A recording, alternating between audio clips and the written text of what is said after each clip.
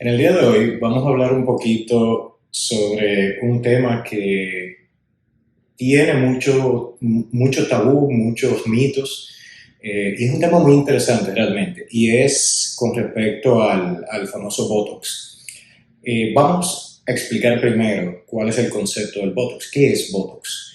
El Botox no es más que el nombre comercial de una de las toxinas botulínicas más famosas. Por eso todo el mundo conoce cualquier toxina botulínica como Botox. Pero realmente hay diferentes marcas como Navota, Neuronox, mismo Botox, Xeomin, entre otras. Sin embargo, el Botox sigue siendo el líder en el mercado de la compañía Allergan. Entonces, ¿qué básicamente es el Botox? ¿Y por qué ha venido ese temor de usar Botox desde hace un tiempo atrás? Hablemos de lo que es la neurotoxina en sí. Um, Hace un tiempo atrás había una tendencia, o mejor dicho, una campaña de información sobre la toxina botulínica y el cuidado que teníamos que tener en el consumo del latado, si estos estaban abollados o la lata estaba en malas condiciones, porque podría tener toxina botulínica y podría causar el botulismo.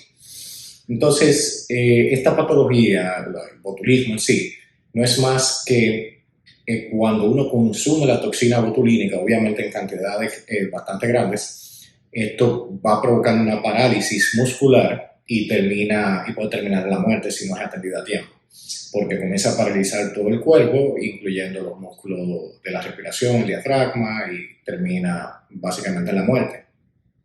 Entonces es una patología muy peligrosa. También se llegaron a dar casos en los bebés y había incluso la gente le decía como el síndrome del bebé, del floppy baby, del bebé que desganado o como dirían por ahí, desgonzado, que no tenía fuerza con el consumo de ciertos alimentos. Entonces tenemos que, obviamente, tener cuidado con la toxina botulínica. Ahora bien, desde hace muchos años atrás comenzó a experimentarse con la toxina botulínica, tratando músculos que estaban espásticos, músculos que estaban contraídos y no aflojaban, inyectando un poco de toxina botulínica. Y se dieron cuenta que funcionaba y que obviamente en proporciones muy pequeñas no era dañino. Entonces, comenzó a través del tiempo, si mal no recuerdo, creo que fue en 1980, en esa época comenzó a trabajarse con el Botox a nivel de estética. No le voy a jurar que esa fue la fecha, porque soy muy malo con la fecha y no recuerdo si esa era, pero creo que fue por ahí. Y comenzó a trabajarse para la relajación de los músculos de la cara. Entonces, por ejemplo, si uno tenía una frente muy corrugada, un entrecejo muy corrugado, muy contraído, se le ponía un poco de Botox y esto relajaba. Comenzó a ponerse de moda entre la clase alta y se volvió como algo de estatus, que bueno, yo me pongo Botox, tú te pones Botox, y era un proceso muy caro, obviamente, en ese entonces, y eso era como un símbolo de, bueno, tú tienes dinero y eso lo está haciendo todo el mundo de la clase alta. Mucha gente confundió el trabajo del Botox, de cómo funciona, y por eso no todo el mundo tuvo buenos resultados, además de que quizás fueron donde personas que no estaban capacitadas, que no eran médicos, y cometieron errores. Y de esos errores vamos a hablar, de qué puede suceder con el tratamiento del Botox más adelante. Entonces, para que tengan idea de lo que realmente hace el Botox, como les hablé al principio del video, el Botox es básicamente una toxina botulínica, y cuando digo Botox me estoy refiriendo a toda neurotoxina. Digo Botox porque es más fácil entenderlo y casi todo el mundo conoce a toda la neurotoxina como Botox. El Botox lo que hace es provocar una parálisis muscular por un bloqueo de neurotransmisores. Lo que quiere decir simplemente que el músculo deja de funcionar apropiadamente. Si yo me pongo, por ejemplo, Botox en cantidades suficientes en el músculo de las manos, yo no voy a poder cerrar las manos. En el caso de los músculos de la cara, se le pone una dosis muy mínima y provoca una parálisis parcial, dependiendo de qué cantidad yo utilice, que inhibe uno contraer más de la cuenta el músculo al cual yo le ponga la neurotoxina. Entonces, Obviamente esto lo que hace es que se reflejen menos arrugas, pero aquí es que viene la confusión. Hay una diferencia de rítides que son en estado de reposo y otra que son en estado de animación o de contracción. Las rítides no son más que las hendiduras, las arrugas. Si está solamente cuando uno gesticula, por ejemplo, si yo levanto las cejas y se me marca, eso es una rítide dinámica. Y en ese caso, si yo aplico Botox, el Botox va a disminuir la contracción muscular y se me va a ver menos esa marca de arruga. Ahora bien, si esas rítides son estáticas, o sea que se ven siempre, ahí ya el Botox juega un papel secundario y probablemente ni siquiera funcione porque ya la hendidura está ahí, la arruga está ahí. Ya en ese caso uno puede trabajar con rellenos o fillers, pero no con Botox. Y ahí es que la gente se confunde y la gente piensa, no, que con un poquito de Botox eso se te va a arreglar y realmente no es así, no funciona de esa forma. El Botox incluso ha habido una tendencia últimamente de hacerlo de forma preventiva y es efectivo de esa forma, porque lo que hace es que uno induce una parálisis parcial en aquellas personas que tienen contracciones musculares muy fuertes y eso hace que no se desarrollen esas rítides de forma estática, ni siquiera dinámica en ese caso. Entonces aquí viene el balance de uno buscar una parálisis lo suficiente para uno no hacer esa contracción tan fuerte a nivel muscular, pero tampoco que sea tan excesiva que uno tenga una cara inanimada. Y esto es más importante, yo diría, en actores, por ejemplo, actores de cine que necesitan gesticular y regular con esos músculos faciales, y también en los hombres, que los hombres por lo general quieren disminuir las rítides, pero no quieren que se vea inanimado, no quieren que se vea muy cara de muñeco. Pero cada quien tiene sus gustos. En el caso de las mujeres, sí, en el caso de las mujeres se rejuega un poco y a veces les gusta tener el rostro más liso y se le pone quizás un poquito más. Otra cosa para la cual se usa el Botox es para moldear un poco con el conocimiento de la anatomía. Y, por ejemplo, esto se da en el caso, y se han cometido errores también, que se le ha hecho este efecto a hombres que quizás no quieren ese efecto, pero se puede manipular para hacerlo cuando uno quiere que se haga. En el caso mayormente de las mujeres y en algunos casos de hombres, se puede hacer de uno paralizar ciertos músculos y otros no. Y se puede hacer esa sensación de elevar las cejas en los laterales para que se vea una mirada más penetrante, más de gato. Entonces, en ese caso, lo que uno hace, aplica un poquito más en una zona y deja de aplicar en otra y así se levanta solamente en los lados que uno quiere que se levante. Y obviamente paralizando músculos antagonistas para resolver esa armonía. ¿Dónde se puede poner Botox? Donde quiera que exista músculo se puede poner Botox, pero hay zonas que son más delicadas que otras por la vascularización y la inervación que hay. Por lo general, la zona más sencilla de poner Botox es en el tercio superior, lo que incluye las patas de gallo o la pata de gallina, o como le dicen los crow's feet. También se le puede poner en la frente y en la zona glabilar o la zona del entrecejo.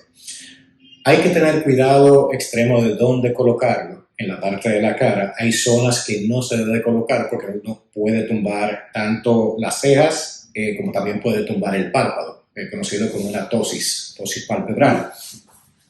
Esta tosis es reversible, pero dura tiempo y nadie quiere tener un párpado caído durante 3 meses. Todo el efecto del Botox es reversible. Dura de 3, 4, a veces hasta 5 meses y luego vuelve a la normalidad. Y por eso se requiere que uno se dé tratamientos cada cierto tiempo. La ventaja es que con el tiempo se requiere de menos dosis y el efecto ya se va volviendo más permanente. Por eso también hay que tener cuidado que tanto no se pone. ¿Qué tipo de persona? Aquí no se lo puede poner prácticamente todo el mundo. O sea, obviamente si tienen las características en las cuales se puede corregir. Por ejemplo, si tienen muchas arrugas que está caído el músculo y ya, o sea, no es un asunto de tensión muscular, en ese caso se recomiendan otro tipo de procedimientos como rellenos o quizá cirugía que se aplica. Pero básicamente todo el que tenga esa corrugación, esa contracción muscular muy fuerte que cause esas rítides, puede ser un candidato. Obviamente todo el mundo debe de pasar por un examen físico con un médico para ver si hay alguna contraindicación absoluta o relativa, pero por lo general prácticamente todo el mundo de todas las edades, obviamente de cierta edad en adelante, diría más de 20, 30 años en adelante, podría hacerse este procedimiento. Sí es importante, que creo que el factor más importante que uno tiene que tener en cuenta, además si hay alguna contraindicación muy grande, es la adicción que causa el Botox. Porque hay personas, obviamente, que se sienten inconformes con su físico y quieren corregir constantemente y se exceden y llegan a tener procesos hechos que realmente terminan distorsionando la cara o la apariencia en general. Entonces, en estos casos, obviamente, uno tiene que evaluar bien para ver si todo el mundo califica. Otra de las cosas que es importante es saber, y ya eso depende de cada quien, de cada médico, pero lo que yo recomiendo es empezar con poco, porque no sabemos qué efecto puede tener el Botox en cada persona. Entonces uno quizás puede poner pocas unidades, un mínimo de unidades, esperar unos 7 a 10 días, que es cuando ya está el pico de efecto del Botox, y ya ahí uno se da cuenta si quizá uno le puede dar un retoque y ponerle algunas unidades de Botox más para terminar de corregir. Ya en otra cita, ya más para adelante, cuando venga a los 3, 4 meses y quiera ponerse de nuevo Botox, ya uno conoce al paciente y en ese caso uno puede ir directo, ver los archivos y decir, bueno, esta persona necesita tantas unidades en la frente, tantas en la zona glabellar y tantas en la pata de gallina, en la pata de gallo. Y ya ahí sí, uno conoce y sabe cómo reacciona. Pero en condiciones de que sea una persona que la primera vez que se está poniendo Botox, en ese caso yo le recomendaría que haga una dosis mínima y después se retoca los 7, 10 días. Y es básicamente lo que nosotros hacemos normalmente aquí en la clínica.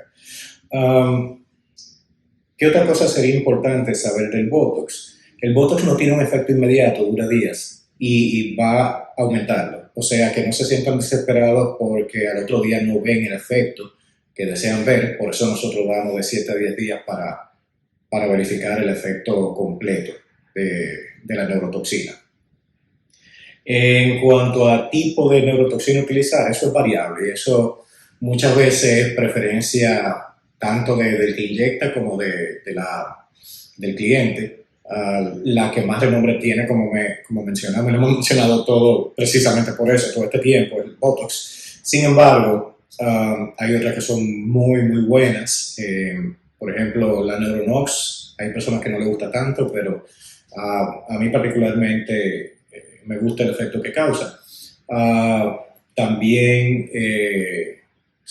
bueno, hay diversas en el mercado, ya cada quien elige y obviamente depende del mercado donde esté. En Estados Unidos hay algunas, aquí hay otras, todo depende de donde uno esté, para la disponibilidad de cada una de ellas.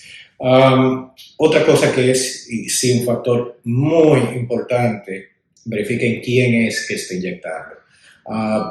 Debe de ser un médico, un médico que tenga alguna certificación en Botox, fillers o cosmética, un especialista en esa área, porque hay muchas personas que recurren y hacen incluso los famosos Botox Party, las fiestas de Botox, en una casa y llevan a una persona que quizás es cosmetólogo y no tiene un grado de medicina y uno no sabe el entrenamiento que tiene y no sabe cómo esa persona puede reaccionar en una emergencia en caso de que ocurra alguna situación.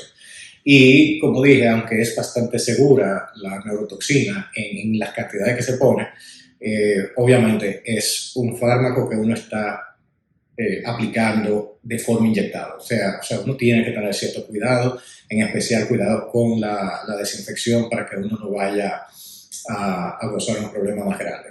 Y en uno de los casos, por ejemplo, que hay una parálisis, sabemos que no va a ser, por ejemplo, en el caso de la ptosis, una parálisis indeseada. Sabemos que esto no va a durar para siempre, pero nadie quiere durar 3 meses, 4 meses con un párpado caído.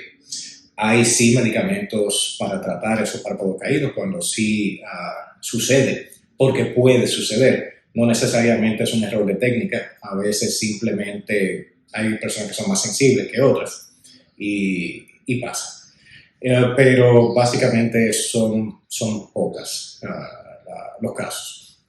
Entonces, básicamente, creo que eso es todo lo que podemos hablar sobre el Botox. Algo que se me iba a pasar también. Existe también el tratamiento médico de Botox para diferentes aplicaciones. Y esto es algo que también hemos realizado, que es, por ejemplo, personas que sufren de trismo, de trancar la mandíbula, apretar mucho los dientes y rumiar. Perdón, rumiar no, triturar con los dientes. Se le puede aplicar inyecciones de Botox en los músculos maceteros y eso alivia esa tendencia de apretar la mandíbula. También para casos severos de migraña se puede aplicar en los músculos temporales y eso ayuda también a relajar. Y por último, en la medicina del dolor, para los puntos gatillo, hay algunas personas, eso ya es personal, algunas personas simplemente usan lidocaína, que es un anestésico.